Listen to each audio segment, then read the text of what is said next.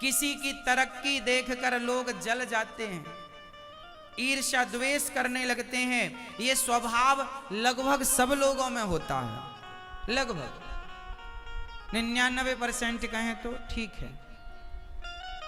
लेकिन मैं आपसे सवाल करूं कि आपका पड़ोसी बहुत तरक्की कर गया, आपके परिवार में कोई बहुत तरक्की कर गया, बहुत नाम इज्जत पैसा कमाया, बताओ अब आप उससे जलें, ईर्ष्या करें, तो आपके जलने और ईर्ष्या करने से आपका लाभ कुछ है? बोलो मेरी मां, है? तो फिर आप में से कुछ लोग क्यों जलते और ईर्ष्या करते हैं?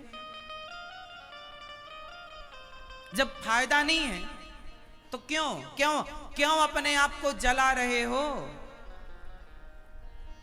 क्यों क्यों मन दुखी कर रहे हो? अरे वो ज्यादा तरक्की कर गया बड़ा।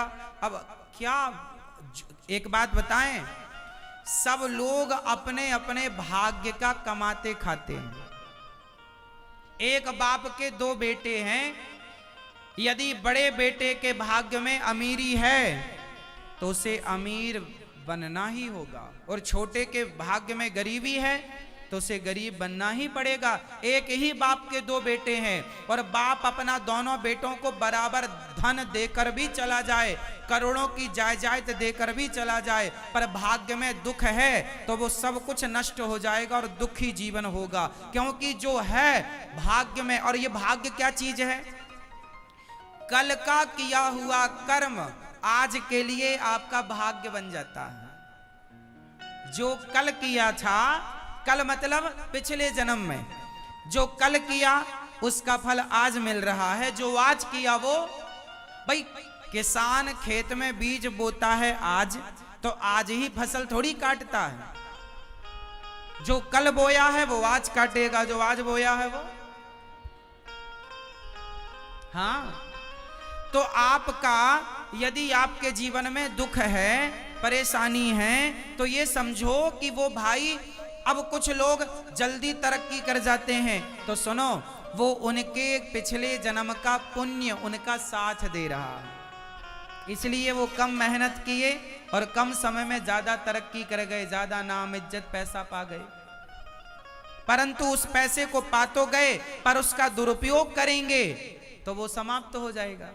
और यदि सदुपयोग करेंगे तो कल का किया आज मिलेगा, आज का किया कल मिलेगा। आप जो भी पाप करते हैं वो आपको ही भोगना है, और जो भी पुण्य करते हैं वो आपको ही मिलना है।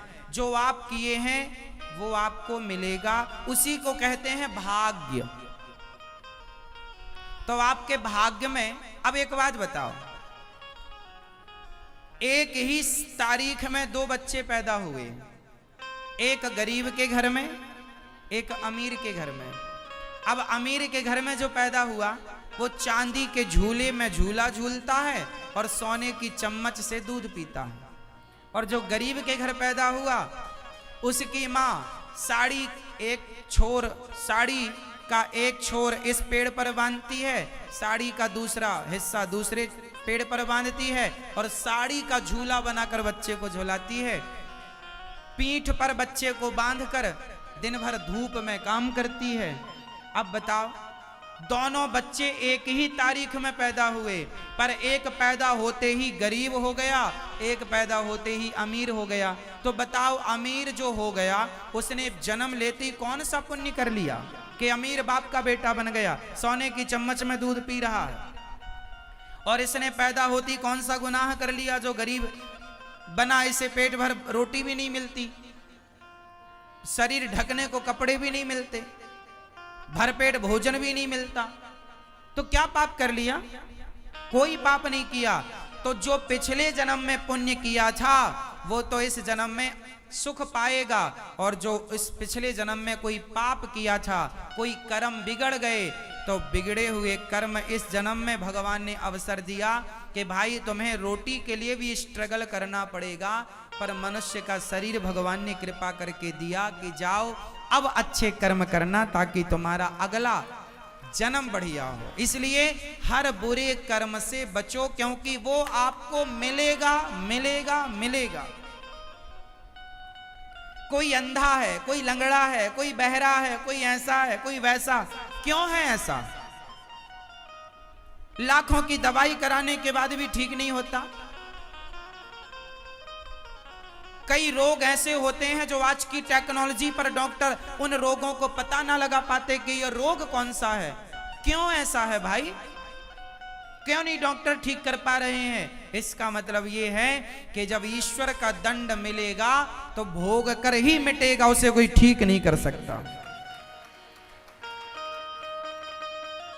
इसलिए जो जीवन में दुख आए उसे ये मानो कि ये मेरे ही किसी ना किसी जन्म के कर्मों का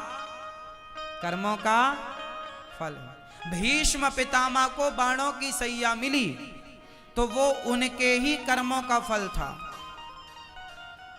वो उनके ही कर्मों का। बताओ भीष्म पितामह को बाणों की सैया क्यों मिली? क्योंकि उन्होंने कुछ जन्म पहले एक सांप को कांटों के ढेर में फेंक दिया था और सांप तड़प तड़प कर मर गया।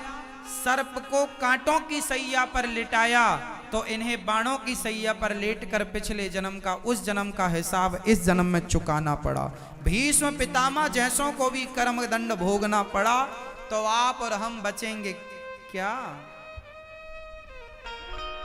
इसलिए अच्छे कर्म करो, सपने में भी किसी का बुरा ना सोचो, क्योंकि सोचा है आपने किसी का बुरा किया है तो वो कर्म तुम्हारा पीछा ना छोड़ेगा, वो कर्म तुम्हें दंडित करेगा करेगा करेगा। को ना काहू को सुख दुख कर दाता, निज कृत कर्म भोग सब भ्राता। कोई किसी को सुख नहीं देता, कोई किसी को दुख नहीं देता। प्रत्येक व्यक्ति अपने अच्छे कर्मों से सुख और अपने बुरे कर्मों से दुख पाता है और व्यर्थ ही दूसरे को दोष लगाता है कि तुम्हारे कारण हम दुखी हैं, तुम्हारे कारण हम दुखी हैं।